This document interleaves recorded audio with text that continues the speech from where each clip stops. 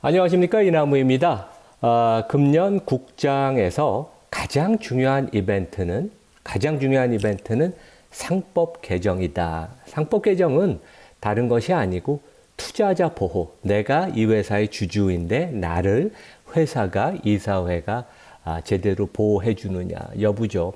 가령 작년 7월에 우리가 경험한 것처럼 회장님한테 좋은 선물을 준다고 두산이 가장 알토란 같은 두산 밥켓을 이리 옮기고 저리 옮기고, 그리고 LG전자가 가장 알토란 같은 해외 자회사 법인인 인도 법인을 인도 뭄바이 증시에 상장을 한다. 실제 그것이 알려진 이후로 LG전자 주가가 많이 빠졌습니다. 이제 이러한 어떻게 보면 일반 주주의 이익을 침해하는, 어떻게 보면 나쁜 그러한 일들을 회사가 이제 못하게 하는 것이 상법 개정인데, 쉽게 얘기하면 이렇게 생각하시면 될 것 같아요. 상법 개정이 거부가 된다면, 가령 여당과 대통령 권한대항이 거부를 한다면 코스피는 아마 여기서 1-20% 쉽게 하락해서 2천까지 갈 수 있다. 외국인들이 한국에 대해서 더 강한 매도를 할 수가 있습니다. 거꾸로 이번 3월 13일 날 그 상법 개정안이 본회의에 상정이 된다고 합니다. 그리고 그 이후 이제 대통령이 거부권을 행사할지 이제 결정이 되는데 15일 이내에 통과가 된다면 외국인 투자가들의 한국에 대한 신뢰가 다시 생기면서 점진적으로 외국인 매수가 가속화가 돼서 결국은 코스피가 4천을 갈 것이다. 2천과 4천, 하늘과 땅 차이고, 상법 개정안이 그만큼 우리 국장의 중요한 이벤트다.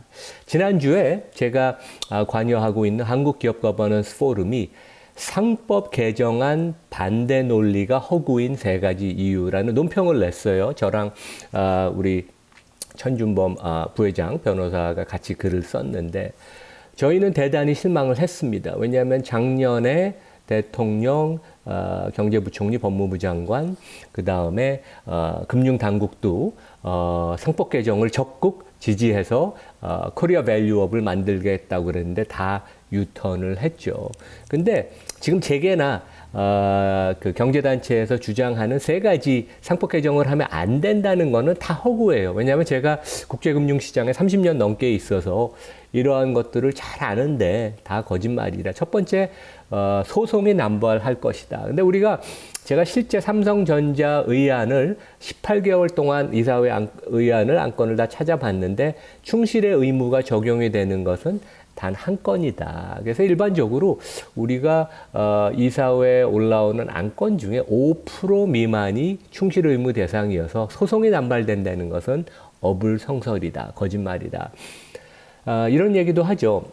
상법 개정이 되면 경영이 위축이 될 것이다. 근데 우리나라 상장 기업은 이미 지배주주 중심의 사익을 추구하다 보니까 선택과 집중을 해서 본업에 충실하지 않아서 성장이 거의 제로입니다. 근데 추가로 더 경영이 악화가 될 것이 무엇이 있습니까? 오히려 여기서는 개혁과 구조조정을 해서 정면 돌파를 우리 90 외환 위기 때 DJ 집권하에 구조조정과 개혁을 본격적으로 했던 것처럼 그러한 정면 돌파가 필요하다. 그리고 마지막으로는 외국 투자가들을 마치 투기 자본으로 몰고 가는데, 이것은 마치 2조 말기에 흥선대원군의 폐쇄적인 국수주의적인 정책이에요. 전 세계가 지금 자본의 흐름이 다 왔다 갔다 하는데, 이러한 국수주의적인 발상은 대단히 우리나라를 위해서도 안 좋고, 그 다음에 대외적으로 되게 창피한 일이다. 가장 큰 변수는 상법 개정이라는 얘기를 드렸는데, 그 이유는 상법 개정이 되면 여전히 우리나라 시장의 몸통은 외국인입니다. 외국인이 사면 기관이 따라 사고, 결국은 나중에 이제 개인들이 따라 사는 그런 형국이 계속 지속이 되는데, 상법 개정이 돼서 외국인들이 내가 투자한 회사가 나를 보호해 준다고 생각을 하면 신뢰가 쌓이면서, 근데 이 신뢰가 쌓이는 건 시간이 걸립니다. 그래서 어떻게 보면 선진국으로 가는 거버넌스의 첫 단추를 끼우는 것이어서, 실제 이러한 상법 개정이 통과가 된다면 점진적으로 외국 자금이 들어와서 우리 시장이 퍼가 지금은 우리가 8.5배, PBR이 0.96배인데 OECD 중에서 아시아 국가 중에서 거의 제일 낮습니다. 상법 개정이 통과가 된다면 퍼가 12배에서 13배, PBR이 1.5배 수준이 돼서 물론 이것도 일본, 대만보다 낮은 수준이에요.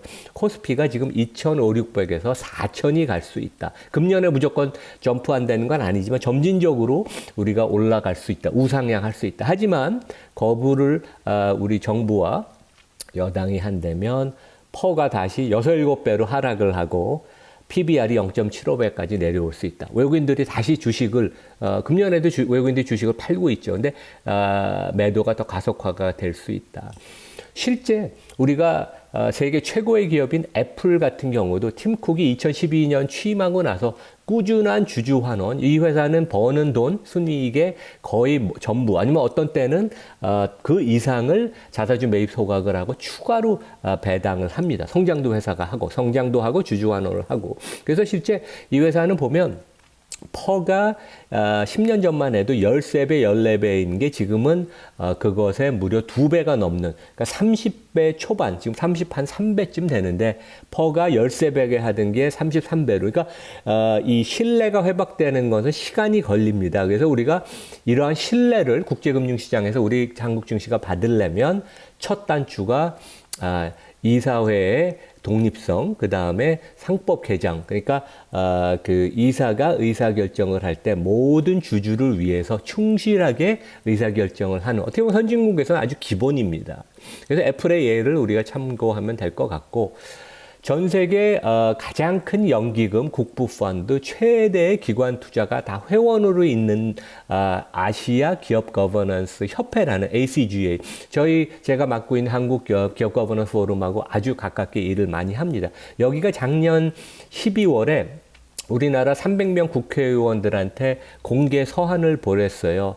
실제 상법 개정을 여기서 미루거나 늦추면 한국 시장은 국제금융시장에서 무의미한 존재로 추락할 지금 그런 기로에 서 있다. 상당히 무서운 얘기입니다. 왜냐하면 2013년에 이머징 마켓 지수에서 한국 비중이 16%였는데 지금은 9%로 추락했어요. 반면에 대만은 동기간 12%에서 19%로 증가했고 급증을 했죠. 그래서 10% 미만이 된다면 한국은 코리아라는 다른 자산군으로 분류되는 게 아니라 기타 아시아 지역으로 분류가 돼서 진짜 그냥 조그만 나라, 말레이시아, 태국, 인도네시아 이런 나라랑 같이 그냥 합쳐져서 the other part of Asia 그런 식으로 분류가 됩니다. 그러니까 진짜 아주 절대절명의 중요한 시점입니다. 경제계가 이런 주장을 합니다. 상법 개정이 되면 산업 기반이 훼손이 되는 계약이다.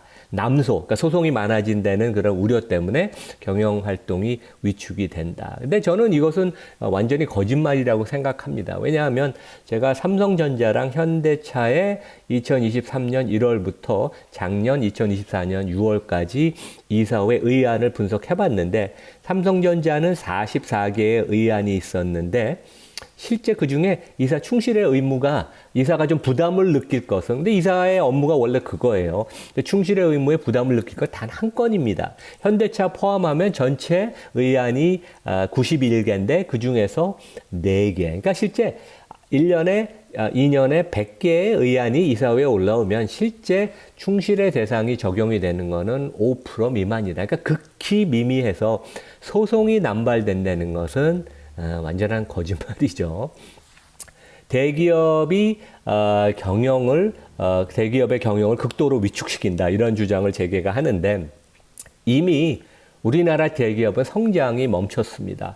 우리가 선진국에서 지표를 쓰는 총주주 수익률, Total Shareholder Return, 주가 상승과 배당 수익률을 합해서 연율화시킨 개념이 어떻게 보면 나의 주주로서 토탈 리턴인데 지난 5년 동안 대한민국은 연 4%, 지난 10년 동안 연 5%였습니다. 우리가 배당 수익률 2, 3% 빼면 성장을 한 1, 2% 했다는 것이고 인플레이션을 빼면 이미 성장이 제로예요. 아니면 마이너스입니다. 그래서 지난주에 하는 총재가 이런 얘기를 했죠. 1%의 저성장이 현재 우리의 실력이다. 이미 우리는 성장을 못하고 있는데 무슨 성장이 더 떨어진다는 경영 위축이 된다는 얘기인가요? 그래서 아까 제가 말씀드린 것처럼 DJ 때처럼 거버넌스 개혁을 하고 차입금을 축소시키고 사업 포트폴리오의 선택과 집중이 요구가 되는 아주 중요한 시점입니다.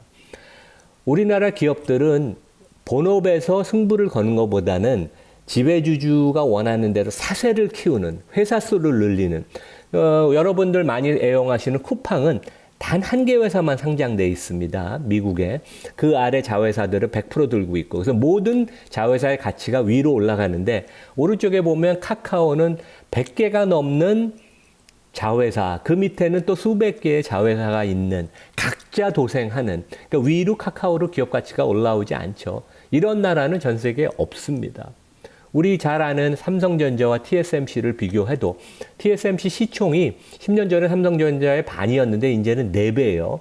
TSMC는 단기 한 개 회사만 상장되어 있습니다.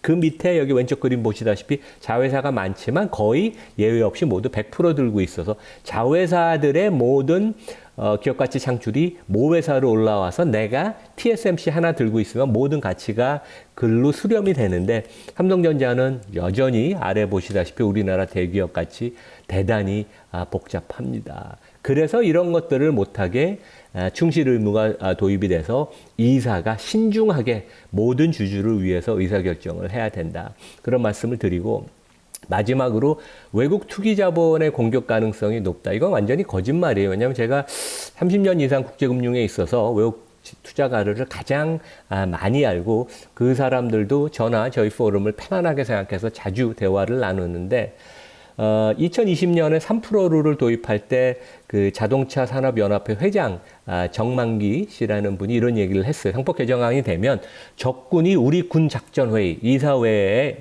말하는 거지, 참석하는 것이다. 군 기밀을 훔쳐갈 것이다. 근데 지난 4년 동안 외국 펀드가 우리나라 이사회에 침투를 해서 정보를 빼앗아간 적이 있나요? 한 번도 없습니다. 그러니까 완전히 너무 거짓말을 여긴 많이 하고, 그 다음에 이런 예도 있었어요.